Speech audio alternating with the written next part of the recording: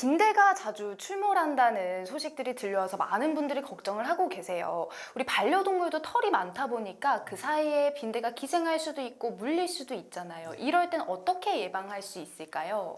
네. 빈대는 사람의 피를 좋아하지만 이제 강아지나 다른 동물의 피도 흡혈을 하는 것으로 알려져 있습니다.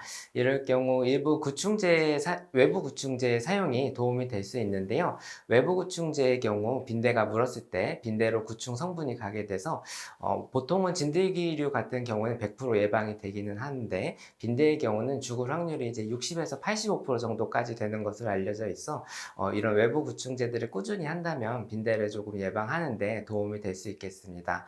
다만 외부 구충제는 물어야 빈대를 죽일 수 있으므로 외부 환경에 대한 부분은 주기적인 세척만이 해결책일 수 있는데요.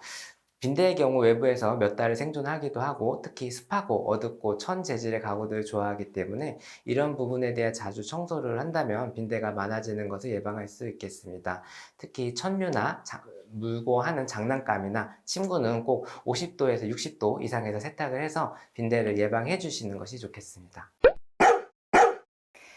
이 날씨가 너무 춥다 보니까 난로나 또 히터 가까이에 가서 저온 화상을 입는 경우도 꽤나 있다고 해요. 이럴 땐 어떻게 대처하면 좋을까요?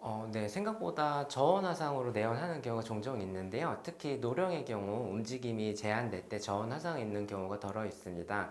전기장판의 경우 40도 이상으로 한두 시간만 있어도 저온 화상을 입을 수 있기에 40도 이하로 유지해 주시고 낮은 온도에서 1시간 내로 자주 환기해 주시면서 사용해 주시면 좋겠습니다. 저온 화상을 입을 경우 처음에는 피부에 발적만 나타나서 별거 아닌 것처럼 보이지만 시간이 지날수록 피부 상피증이 괴사되고 진피가 노출될 수도 있는데요. 전기장판을 사용하는데 갑자기 넓은 부위에 피부에 발적이 보인다 하면은 빠르게 동물병원을 내원하셔서 해당 처치를 받는 것이 좋겠습니다.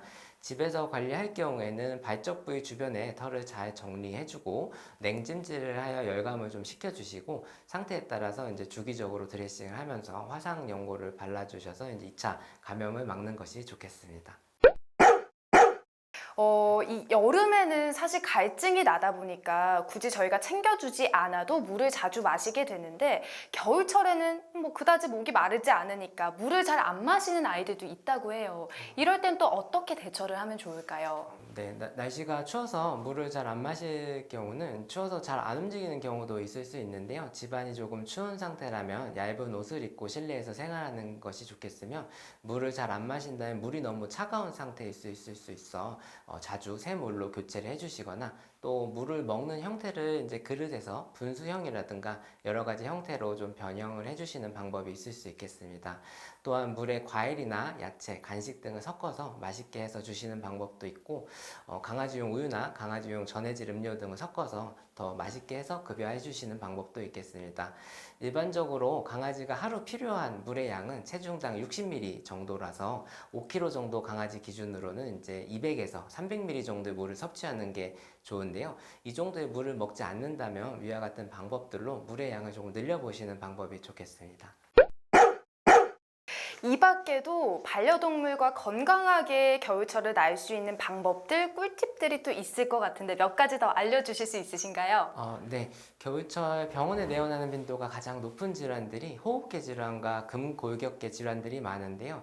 우선 호흡기 질환들을 예방하는 방법 중 제일 중요한 것은 항상 컨디션을 잘 유지해 주시는 것이 좋겠습니다. 사료를 잘 먹지 않는다면 영양제나 평소 잘 먹는 간식 등을 섞어서 사료를 잘 먹게 도와주셔서 컨디션을 잘 유지해 주시면 좋겠고 또한 적정 실내 온도, 습도를 잘 유지해 주시는 것이 좋은데요. 겨울철 적정 실내 온도는 20에서 25도 정도이며 적정 습도는 40에서 60% 정도입니다. 겨울철 난방을 많이 하기 때문에 생각보다 건조해지기 쉬운데요. 건조해지게 되면 강아지들이 기관지 협착증이라든가 기관지 상부호흡기 질환들이 많아 건조한 환경에서 쉽게 자극을 받아서 기침을 많이 하는 경우가 있습니다. 난방을 해주신다면 가습기 등으로 적절한 습도를 유지해 주시는 것이 좋겠습니다. 또한 이러한 기침이 하루에 3, 4회 이상 하게 된다면 반드시 병원에 내원해 주셔서 상태를 체크해 보시면 좋겠습니다. 또 근골격계 질환을 예방하기 위해서는 추운 겨울 산책 시 반드시 옷과 신발 등을 착용해서 근육의 수축이라든가 체온 저하들을 막아주시면 좋겠습니다. 체온 저하 시 감각이 떨어지게 돼서 무리한 운동을 하게 되면 골절이라든가 염좌 등이 쉽게 오기 때문에 꼭 방한용품을 이용해서 체온 유지를 해주시면 좋겠습니다. 또 춥다고 활동량이 너무 줄어들게 되면 근육량이 좀 줄어들게 되고, 근육량이 줄어들면 여러 가지 관절이나 디스크에 문제도 올 수가 있기 때문에 근육이 빠지지 않게 관리해 주시는 게 좋은데요. 양질의 식사라든가 주기적인 산책이 도움이 될 수 있고, 너무 추운 겨울에는 집에서 강아지와 많은 시간을 좀 보내면서 공놀이라든가 간단한 스트레칭을 할 수 있는 운동 등을 해주시면 겨울철 질환들을 예방하는 데 도움이 될 수 있겠습니다. 이번 시간은 이렇게 겨울철 반려동물의 건강관리법에 대해 알아봤는데요. 이 영상 꼭 챙겨보시면서요, 우리 반려동물과 함께 건강하고 따뜻한 겨울철 보내시길 바라겠습니다. 전 지금까지 영남일보 인턴 아나운서 이혜원이었고요. 네, 알파동물 메디컬 센터 원장 최준혁이었습니다. 고맙습니다.